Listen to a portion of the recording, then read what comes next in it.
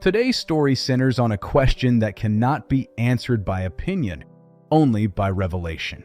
The Pharisees and Sadducees came, testing Jesus, and asked that he would show them a sign from heaven.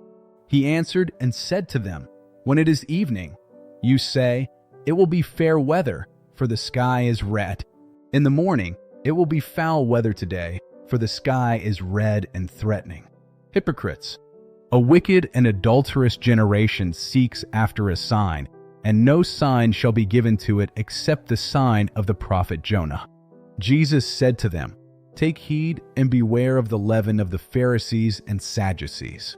They reasoned among themselves, saying, "It is because we have taken no bread." Jesus said, "Why do you reason among yourselves, you of little faith?" Then they understood that he did not tell them to beware of the leaven of bread, but of the doctrine of the Pharisees and Sadducees. When Jesus came into the region of Caesarea Philippi, he asked his disciples, saying, "Who do men say that I, the Son of Man, am?" They said, "Some say John the Baptist, some Elijah, and others Jeremiah or one of the prophets." He said to them, "But who do you say that I am?" Simon Peter answered and said, "You are the Christ, the Son of the living God."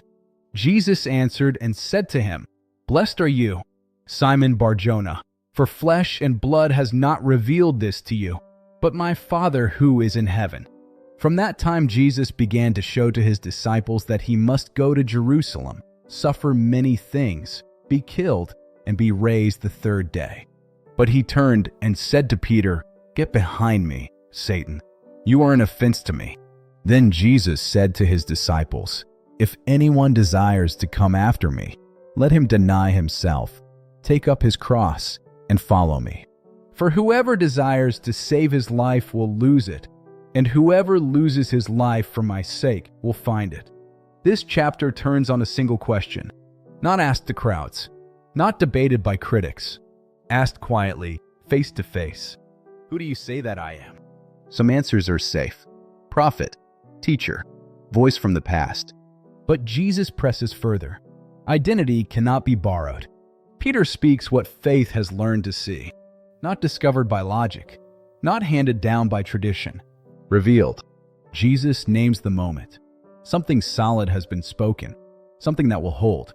But clarity is followed by tension.